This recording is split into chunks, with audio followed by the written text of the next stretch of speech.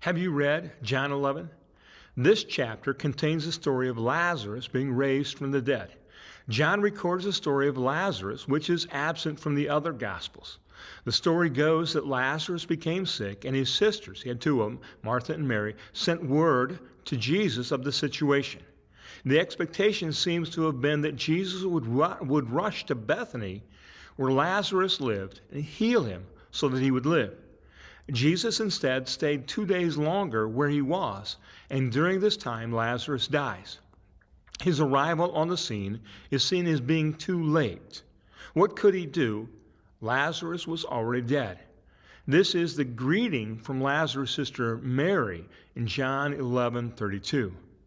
Therefore, when Mary came where Jesus was, she saw him and fell at his feet, saying to him, "Lord, if you had been here, my brother would not have died." John then narrates the raising of Lazarus out of the grave, Jesus calling him out of the grave, in the sight of many who responded with belief in Jesus. It truly is an amazing story which carries over into the triumphal entry and beyond. We read about it being mentioned. Who would have thought that this was possible? Yet in this moment, God was glorified.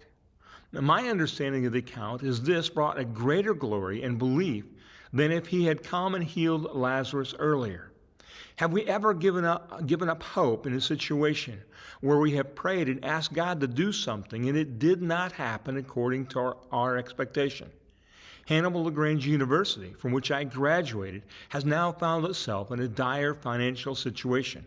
Could this have been avoided? Could God have intervened earlier so that anxiety and fear could have been avoided? Who would that have brought glory to?